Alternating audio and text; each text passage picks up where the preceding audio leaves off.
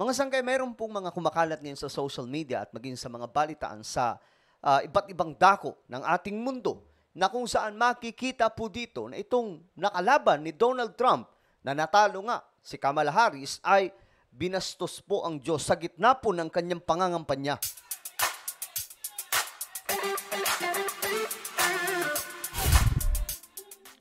Hello guys, magandang oras po sa inyong lahat. Ako muli ito nagbabalik dito sa ating channel na kung saan nag-upload po tayo ng mga video na kapupulutan po ng kaalaman, lalong-lalo na po itong ating pag-uusapan ngayon na international update. Dahil nga po may kumakalat sa social media, maging sa mga balitaan, mga sangkay, itong si Kamala Harris ay tahasan pong pinagsalitaan. Yung isa niya pong, ewan ko kung supporter niya itong mga sangkay, nagsalita po. Then, binara po niya mga sangkay. At ito po, pag-uusapan po natin ngayon mga sangkay na marahil ito po ang dahilan kung bakit po siya pinahintulutan ng ating Panginoong Diyos na matalo sa pagkapangulo ng bansang Amerika. Tingnan po natin dahil marami po ang nag-react mga sangkay sa ginawa po ni Kamala Harris. Anyway, bago tayo magsimula, paki-subscribe po muna yung ating YouTube channel. Tayo po ay 1.33 million subscribers na dito sa YouTube. So kung hindi ka po nakakapag-subscribe, click the subscribe down below, click the bell, and click all. At sa mga nanonood po sa Facebook, i-follow nyo po yung ating Facebook page. Okay, eto. Tingnan po natin. Sa mga solid sangkay pala na nanonood ngayon, mag-comment po kayo ng hashtag solid sangkay. Sama po inyong mga lugar at shoutout po sa inyong lahat. Ayan, ayon po dito sa report, mga sangkay. Actually, mali po yung dugtong jokes in response. Harris interrupted daw po by protesters. Tapos, joke daw po yung niresponse ni Harris. Well, kayo na po mismo musga mga sangkay. Ang dami pong sari-saring reaction dito. Donald Trump hand-selected 3 members of the United States Supreme Court with the intention that they would undo the protections of Roe v. Wade, and they did as he intended. Oh, you guys are at the wrong rally. Okay, yan na po yung nagsalita mga sangkay. Oh, tingnan po natin. And they did as he intended. Ang sabi po dito, Jesus is our Lord or Jesus is King. Wait lang. Check natin mga sangkay. Jesus is Lord. Ngayon, itong si Harris, sinabi po niya dito, teka lang. Mukhang nagkamali ka ata ng rally. Kasi, mga sangkay, sa mga rally po, campaign rally ni Donald Trump, lagi po doon may worship service, lagi pong may mga nagpe-pray, ibang-iba po sa ginagawang campaign rally ni Kamala Harris, mga sangkay, na walang-wala pong involvement ang Panginoon dito, mga sangkay. Ito marahil ang dahilan bakit natalo po ito ng malala. Si Harris talagang landslide, mga sangkay. Ulitin po natin, may sumigaw. They would undo the protections of Roe v. Wade, and they did as he intended. Jesus is our Lord. Sabi po dito mga sangkay. Then, ito yung reply ni Harris. Oh, you guys are at the wrong rally. You guys at the wrong rally. Kita nyo na mga sangkay? Dito, masasabi po talaga natin na itong si Kamala Harris, ayaw niya po kay Jesus. At kapag ayaw kay Jesus, mga sangkay, alam nyo na po, mga sangkay, kung sino ang nagpapatakbo sa taong ito. Sabi pa nga, yung deep state, gumagalaw sa gobyerno ng bansang Amerika. Gusto po nila na yung mai-elect ay magiging kontrolado pa rin po nila. Pero dito, mga sangkay, nagkamali sila sa kanilang ginawa dahil nga po si Donald Trump ay nanalo. Which is lagi pong sinasabi, Jesus is the boss. Jesus is more famous than me. Sabi po ni Donald Trump, mga sangkay. Ito, ibang-iba. Teka lang, sabi niya. Mukhang nasa ibang rally ka. Nagtawanan pa po, mga sangkay.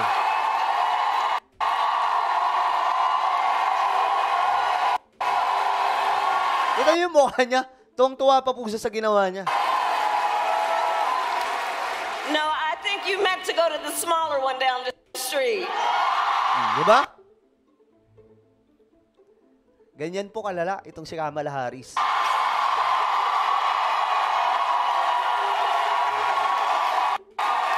Tuwang-tuwa pa po siya.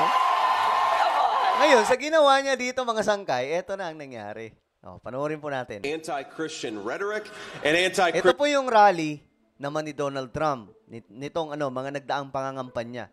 Christian approach to public policy. I don't think we've, that's right, Jesus is king. And I don't think that we've seen... Diba? May sumigaw, Jesus is king.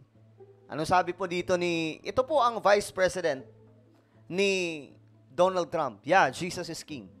Ulitin natin. Right, Jesus is king. And I don't think that we've seen an anti-Christian approach to public policy. I don't think we've, that's right, Jesus is king. And I don't think that we've seen... At alam nyo mga sangkay na yung favor, kapag alam nyo, tayo mga Kristiyano, mga sangkay, di ba, naniniwala tayo kay Jesus. Di ba? Siya talaga yung sinusundan po natin, lahat ng mga aral, turo niya, mga sangkay. Ngayon, alam po natin na kung sino ang nagbibigay tiwala sa ating Panginoon, yun po yung binibigyan niya po ng favor.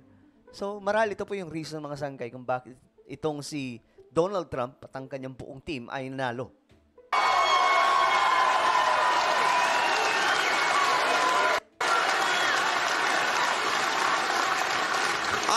I don't think that we've seen anything like this in modern American politics. Ayan mga sangkay, during Vance's speech, ayan, may nagsalita daw po saying Jesus is king. Ano siya mga sangkay? Nakakakilabot itong campaign rally ni Harris, mga sangkay. Kasi yung kabila, grabe po yung pag-honor sa Panginoon eh. And for the first time guys, nakita ko mga sangkay, ang isang campaign rally na involved ang Panginoon. Maraming mga pastor, maraming mga ministro na nagsasalita, mga sangkay. Lahat po ay nagkaisa para po kay Donald Trump, yung Christian world or Christian community. Dito mga sangkay, ibang-iba. Alam niyo naman mga sangkay kung sino ang ayaw kay Jesus? Si Satanas lang, di ba? Panoorin po natin si Donald Trump. Nag-react po siya sa ginawa po ni Harris. Nung may sumigaw po na Jesus is Lord, tapos binara po ni Harris. And if you want to know what is at stake for Christians in this race, just listen to what Kamala Harris had to say last week, because when two college students, religious college students, and very good people, everybody said what wonderful young men they were and are. At a campaign stop, she heard shouting from the background, Jesus is Lord. Jesus is Lord. And Kamala Harris ridiculed them, mocked them, and told them they were, quote, you're at the wrong rally. Diba? Alam niyo, sa Bible, mga sangkay, kung sino po yung, sabi ng Bible, kung ikaw ay inaapi ng kung sino man dahil sa pangalan ko, wala pong ibang minamock, mga sangkay, kundi ang Panginoon. Hindi po yung taong pinipersecute ng kung sino man o pinagsasalitaan ng hindi maganda dahil po kay Jesus. So dito mga sangkay, automatic, binabastos ni Kamala Harris ng Diyos. O si Jesus mismo, mga sangkay. So ito po yung tinutukoy po ni Donald Trump. She basically said, get out, but I won't say that because people didn't hear that so much. But she said, you're at the wrong rally. And that's really what she meant. That's really what she meant. She's very destructive to religion. She's very destructive to Christianity and very destructive to evangelicals and to the Catholic Church. And she is, let me put it this way, Ben, she is your worst nightmare. Much worse than Biden, and he wasn't so hot. But while Kamala says that people who believe in Jesus don't belong to her rallies, you have to remember that. That's as loud as it can be. In fact, a lot of people said that would be disqualifying for her. That would be a disqualification. In our movement, we love Christians, we welcome believers, and we embrace followers of Jesus. Grabe, no? First time ko talaga makakita mga sangkay ng ganitong klaseng leader na lagi pong ino-honor yung Panginoong Diyos.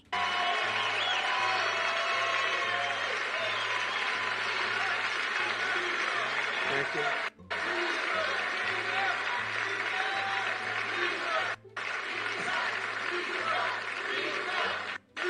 O, ayan, mga sangkay, diba?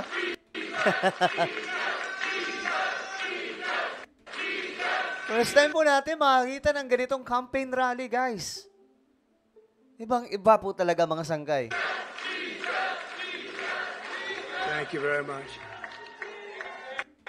Thank you very much. Boy, this is a lively group, Ben. This is a very lively group you've assembled. What's going on with Ben? This is something, Ben. But at Trump rallies, we don't tell Christians to get lost. We tell Christians to get out and vote.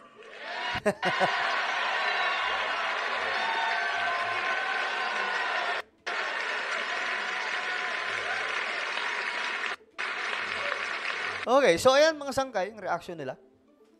Marahil, ito po yung reason kung bakit natalo po itong si Kamala Harris. Ayokong mag-judge mga sangkay, pero tingin ko talaga, pinapatakbo tong kandidatong ito. Buti na lang natalo mga sangkay. Pinapatakbo ng mga makakapangyarihang ma-impluwensyang tao na nasa ilalim mga sangkay ng gobyerno ng bansang Amerika. Well, ano po ang inyong opinion, mga sangkay, tungkol po dito? Just comment down below. Meron po tayong isang YouTube channel. Ito po ay Sangkay Revelation. Magaganda po yung topic natin dito. Hanapin nyo lamang po ito sa YouTube. Sangkay Revelation. Kapag nakita nyo na, i-click nyo po yung subscribe, i-click ang bell, at i-click nyo po yung all. Ako na po ay magpapaalam. Mag-iingat po ang lahat. God bless everyone.